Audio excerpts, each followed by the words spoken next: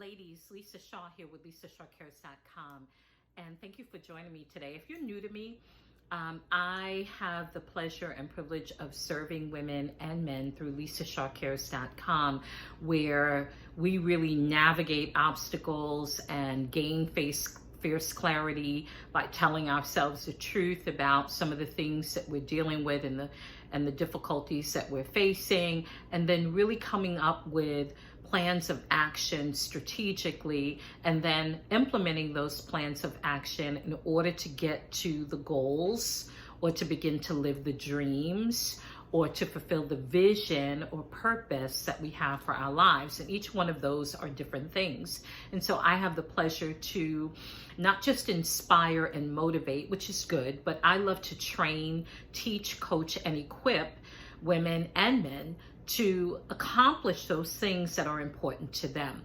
I like to say, when you win, I win.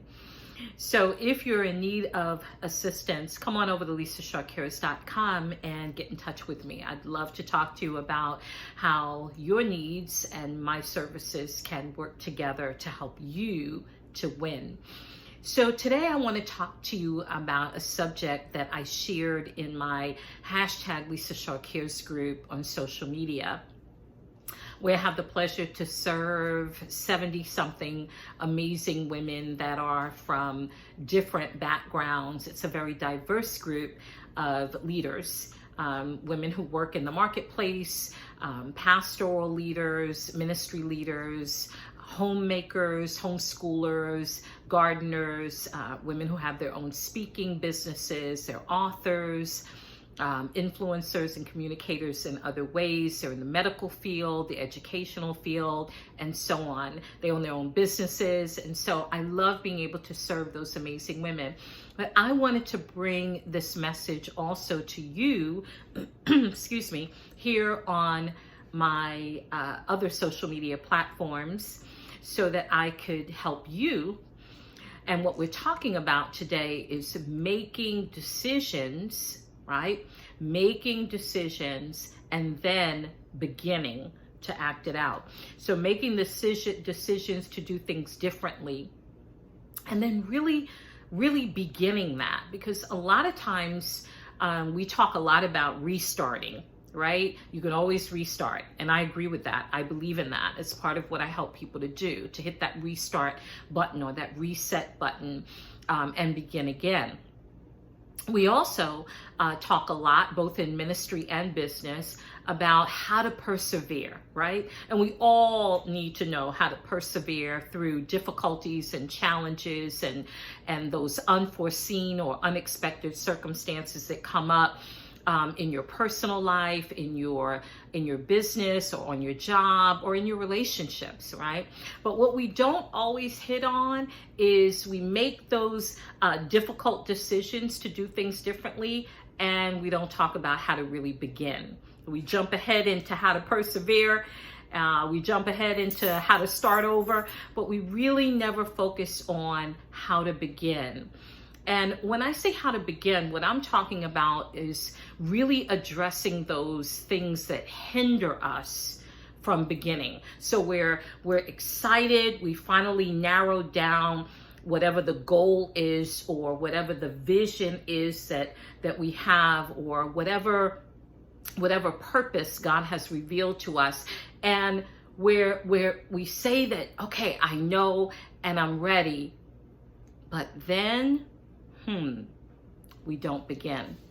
And so I want to talk to you about that, because I think oftentimes that begin is a difficult thing to do. It shows up in a couple of areas. I want you to write these down: relationships, our physical and mental health care, self-care, spiritual growth, career changes, transitions from a job into becoming a business owner. Again, these are areas where we make decisions to do things differently, but then we don't quite begin. We just don't seem to get off the ground with it. And we talk about it for 6 months to a year to 5 years to 10 years, and we just don't quite see it.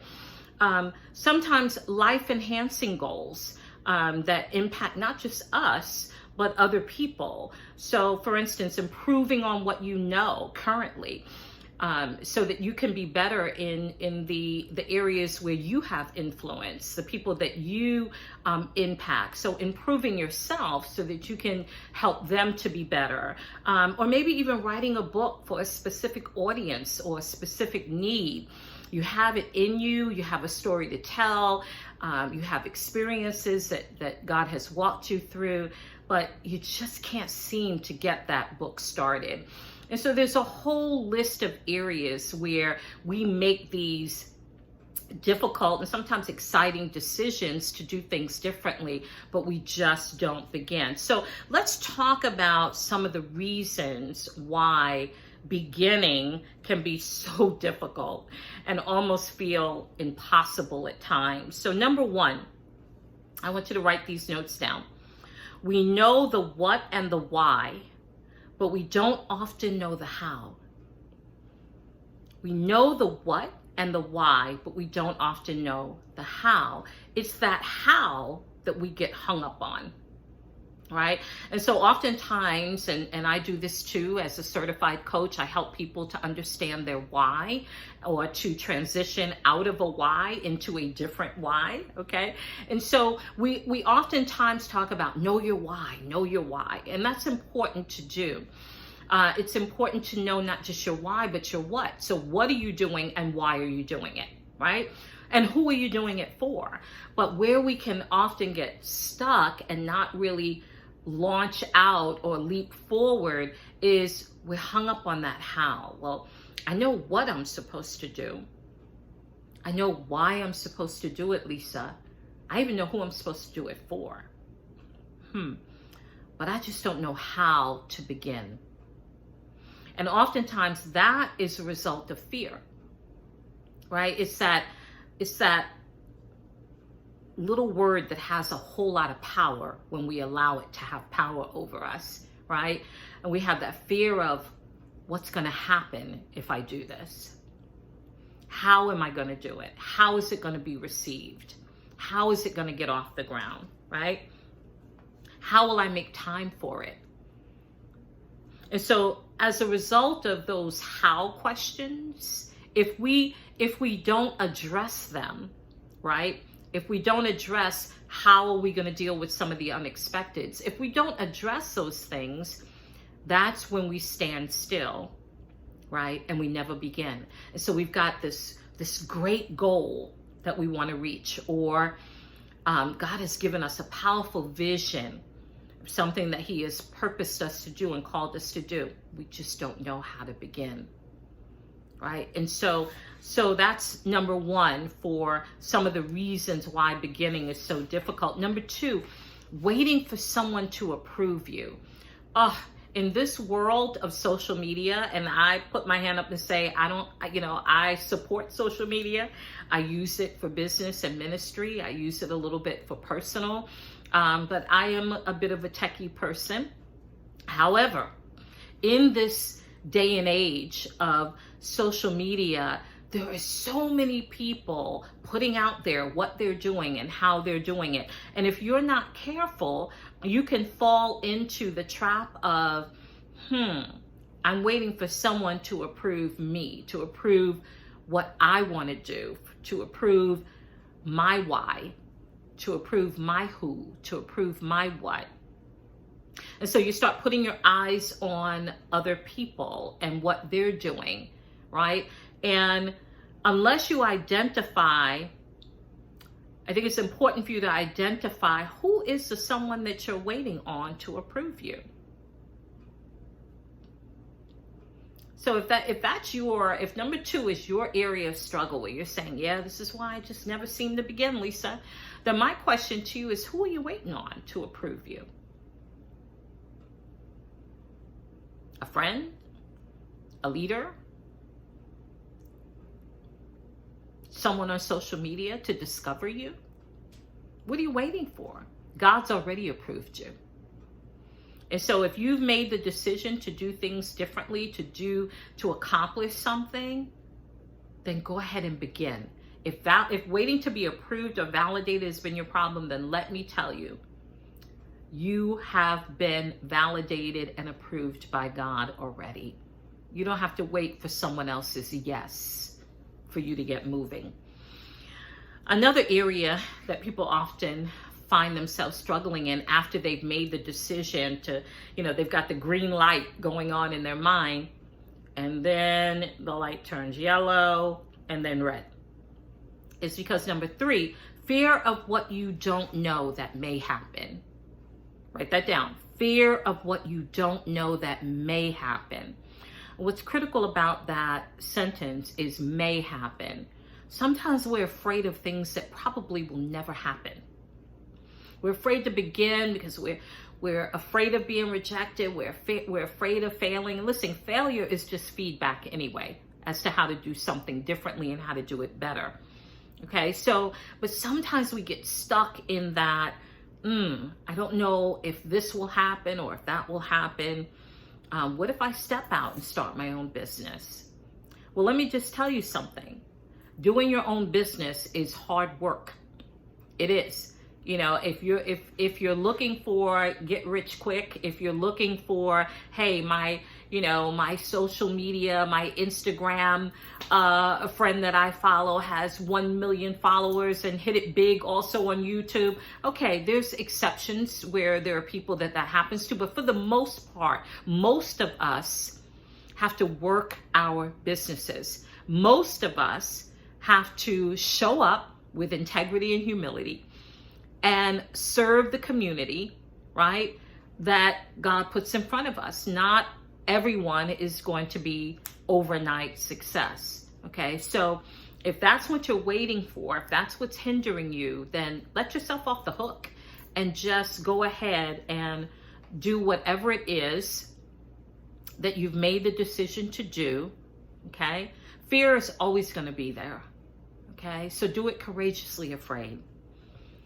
And then next on the list is fear of, did I really hear God in this?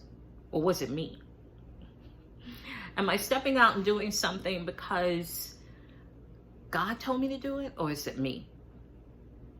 So this is not a teaching on hearing from God, although that's an important teaching. And maybe I'll do that. But what I will say to you is, if our heart is right, our motivation, our motives, I should say, is right. Our heart is to honor God, to do the right thing, to be a blessing to the people that He puts in our path. Then don't worry, God's got you.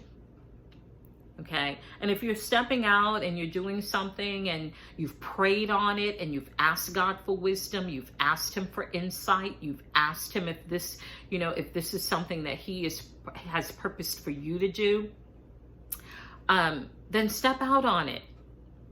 Step out on it if you feel you've got the green light to do it. God will cover you in that, okay? Now, I'm not telling you to go do whatever it is that you think you should do. Like, don't sell your house because you're saying Lisa said go sell the house. No, I didn't. What I'm saying is if you've been praying about it and you're hearing God on that, okay? One of the things that I do, let me share with you what I do.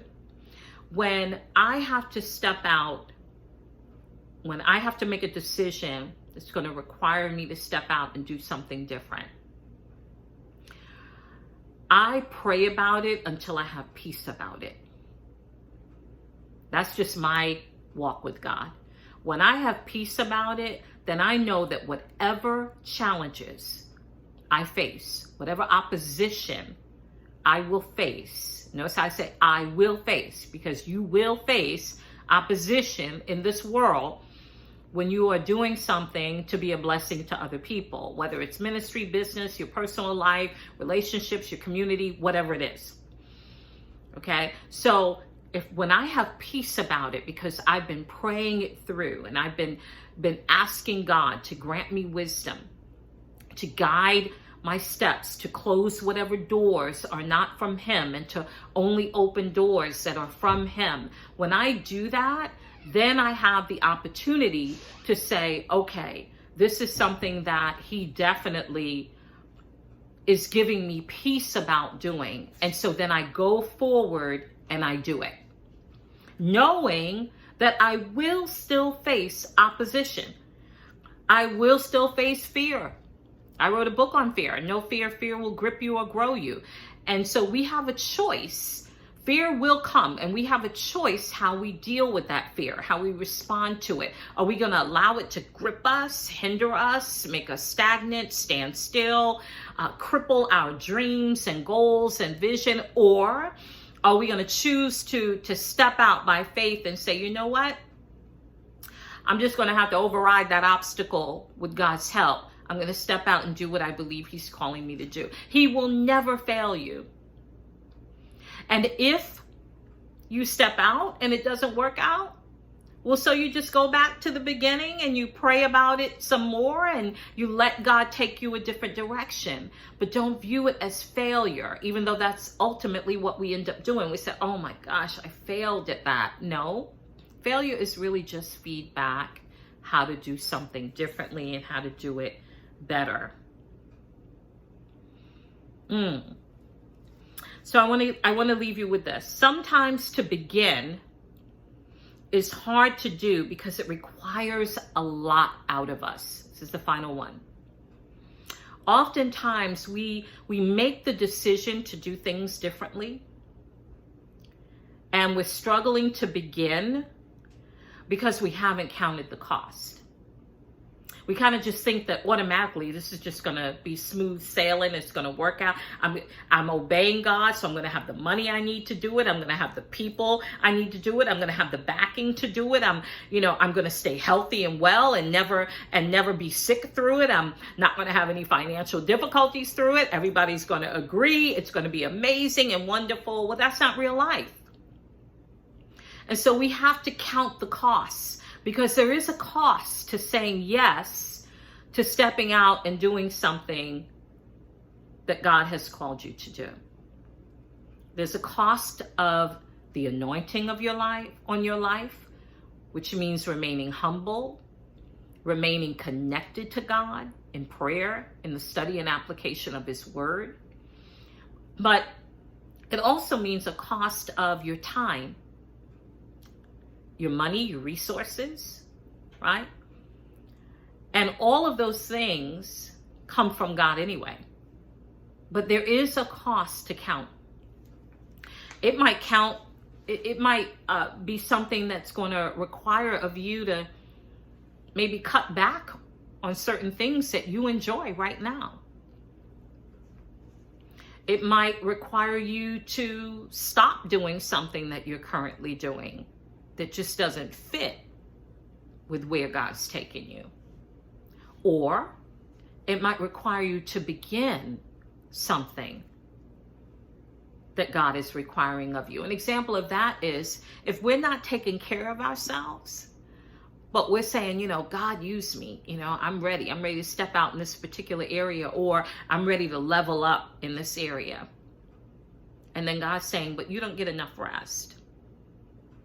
You don't hydrate, you don't eat well, or maybe it's that you give so much of yourself to other people that you're giving out of an empty well, and you need to be replenished by him. So there is a cost to saying yes. Also, there's a cost in that yes. Part of the cost is commitment. Right? If we make the decision to do things differently, then it's going to require a commitment. And oftentimes that commitment is pretty big. Sometimes it's going to require our undivided attention. There's always going to be a cost. So I want you to go back and examine these few examples that I gave you of some of the reasons, and these were just a handful of reasons why we make decisions to do things differently, but we struggle to begin. We struggle to begin. We can have the best intentions to lose weight, but if I don't put those Lay's chips down, that okay, are you with me? Right? And so we can have the best intentions You know, you can have the best intentions to get that book written, or to start that podcast, or to go back to school, or to finish school, or to start school. We can have the best intentions, but unless we're willing to begin, to take that step, to count that cost, to navigate through fear, to overwhelm fear with faith, and to really make the decision that, you know what, even if I fail in this, failure is only feedback of how to do something differently and better. And I know that because my heart motive is right and I want to honor God in this, I know that He's got me no matter what. So I want to give you a couple of action steps. I believe that in just the handful of examples that I gave, we can at least see ourselves in one of those examples. So the first thing I'm going to ask you to do is, I want you to identify in your mind, and I'm sure you could do it very easily, what's an area where you've made a decision to do things differently, but you know you haven't begun yet. You know, you've got all that paperwork sitting on the sideline for some incredible business idea, something that you're passionate about, something that you've always wanted to do, but you just haven't taken the step to start. Or maybe there's a nonprofit organization down in your spirit. Maybe there's young adults, or the senior community, or the homeless community that you want to serve, but you've got the vision, you've got the heart and the passion, but you haven't begun. So I want you to identify, what is it for you? And then I want you to go back through that handful of lists that I gave you and discern which one or all apply to you. So that's important, and I want you to do that because I want you to identify where you are in those areas. Self-awareness is powerful, you know, and you know, for those of us in the Christian community, we can get a little nervous about self-help. I'm not talking about self-help. I'm talking about self-awareness. And self-awareness is a good thing, because that's when you're able to figure out what triggers you. Be aware of yourself, aware of what you're thinking, what you're feeling. Be aware of what are the areas where you have difficulty and struggle, but also what are the areas where you're strong, right? What are those areas? So once you identify what stands out to you in those areas that I shared, write it down. Write it down. And then I want you to answer this question. What are you prepared to do now to actually begin? What are you prepared to do now to actually begin? If you need help with that, if you need help with identifying where you are in that list that I gave you, or if you say, Lisa, I've identified it, now I need assistance with navigating through that, then reach out to me at LisaShawCares.com. And I'd love to have a consultation with you and see if what you need and where you want to get to, and my services can come together and help you to win. That's what I'm here for. Thank you for joining me today on LisaShawCares.com. God bless you.